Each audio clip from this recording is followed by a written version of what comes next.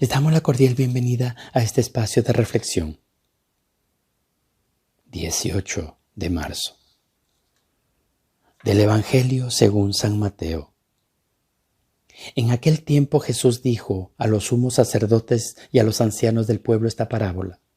Había una vez un propietario que plantó un viñedo, la rodeó con una cerca, cavó un lagar en él, construyó una torre para el vigilante y luego la alquiló a unos viñadores y se fue de viaje.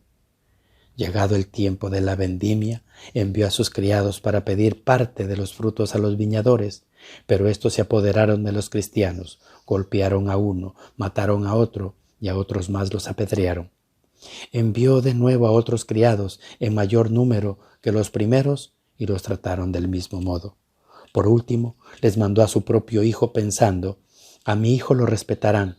Pero cuando los viñadores vieron, se dijeron unos a otros, este es el heredero, vamos a matarlo y nos quedaremos con su herencia, le echaremos mano. Lo sacaron del viñedo y lo mataron. Ahora, díganme, cuando vuelva el dueño del viñedo, ¿qué hará con esos viñadores? Ellos le respondieron, dará muerte terrible a esos desleales y desalmados, arrendará el viñedo a otros viñadores que le entreguen sus frutos a su tiempo. Entonces Jesús les dijo, ¿no han leído nunca en la Escritura, la piedra que desecharon los constructores es ahora la piedra angular? Esto es obra del Señor, es un prodigio admirable. Por esta razón que les digo que se les será quitado a ustedes el reino de Dios y se le dará un pueblo que produzca sus frutos. Al oír estas palabras, los sumos sacerdotes y los fariseos comprendieron que Jesús les decía por ellos y quisieron aprehenderlo, pero tuvieron miedo a la multitud, pues era tenido como un profeta. Palabra del Señor. Gloria a ti, Señor Jesús.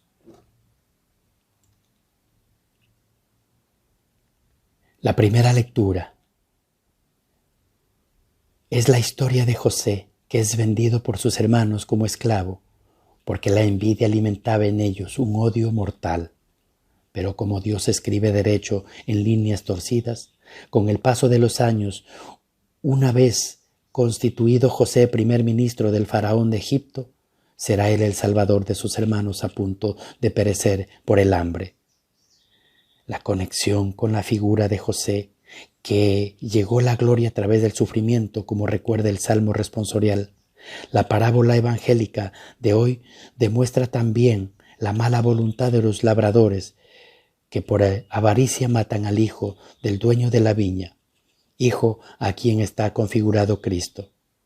La línea narrativa de la parábola es clara por sí misma, tratando de señalar quién es quién en la parábola. Resulta evidente que la viña es Israel, el dueño es Dios, los arrendatarios son los jefes de los pueblos judíos, los criados los profetas, el Hijo muerto, Cristo Jesús y el castigo de justicia, y además de la construcción de Jerusalén en el templo, la entrega de la viña a otros, es decir, la administración de las naciones paganas a los reinos de Dios. La reacción de los sumos sacerdotes y de los fariseos muestra ya en acción lo que Jesús preanuncia en la parábola. Comprendieron que hablaba de ellos y aunque buscaban echarle mano, temieron a la gente que lo tenía como profeta. A medida que avanzamos hacia la Pascua, va adquiriendo un relieve el misterio de la muerte y resurrección de Cristo, el Hijo de Dios hecho hombre. La parábola de hoy y en la versión de Marcos se lee también en el lunes de la 9ª semana del tiempo ordinario. Ver ese día para completar lo que aquí se dice. La parábola de los viñadores homicidas es un compendio de la historia de la salvación humana por Dios desde la alianza del pueblo elegido Israel hasta la fundación de la Iglesia por Jesús como nuevo pueblo de Dios, pasando por los profetas y Cristo mismo, que anunció el reino de Dios y fue constituido piedra angular de todo el plan salvador mediante el misterio pascual de la muerte y resurrección. En esta perspectiva salvífica hay dos momentos cumbres que acentúa la parábola en la redacción de Mateo que hoy leemos, Cristo y la Iglesia. La referencia cristológica es patente en dos detalles. Primero, el hijo del dueño es arrojado de la viña y muerto fuera de la misma por los arrendatarios malvados y avarientos. Alusión manifiesta la muerte de Jesús en el Gólgota, fuera de las murallas de Jerusalén. 2. Menciona el final de la piedra, primero rechazada y luego convertida en piedra angular del edificio. Según el Salmo 118, fue el pasaje preferido por el Nuevo Testamento para referirse a Cristo, el Señor, resucitado y glorificado. Por eso es probable que en este punto sea una adición posterior de la comunidad, tradición que consigna los tres sinópticos. La proyección esencial del segundo clímax, que en el Mateo enriquece con marcada intención la enseñanza de la parábola, fiel a su objetivo catequético sobre el nuevo pueblo de Dios que es la comunidad cristiana, enfatizada la misión de la Iglesia dentro del marco de la historia de la salvación. Se les quitará a ustedes el reino de los cielos y se le dará un pueblo que produzca sus frutos. De esta forma, desplaza la atención desde la imagen inicial de la viña hacia el reino de Dios, que es confiado a la Iglesia. La viña empezó representando a Israel, concluye el significado tanto el nuevo de Israel, la Iglesia, como el reino de Dios.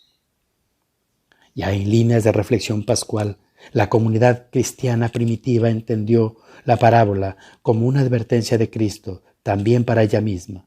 Se trata de una invitación del Señor a dar fruto según Dios, puesto que se nos ha confiado la viña, el reino para un servicio fiel y fecundo. La fe en el culto y la oración han de plasmarse en frutos para no frustrar las esperanzas que el Señor ha puesto en nosotros en esta hora del mundo. Tiene ya la vendimia, sazón y cosecha de Dios. Nuestra elección como pueblo consagrado a Él no ha de ser motivo de orgullo puritano y estéril, sino fértil responsabilidad cristiana. Es así como debemos aplicarnos hoy esta parábola para que la Escritura sea eficaz en nosotros con espíritu de revisión y conversión cuaresmal.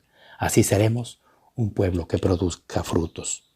Gloria al Padre, al Hijo y al Espíritu Santo, como era en el principio, ahora y siempre, por los siglos de los siglos.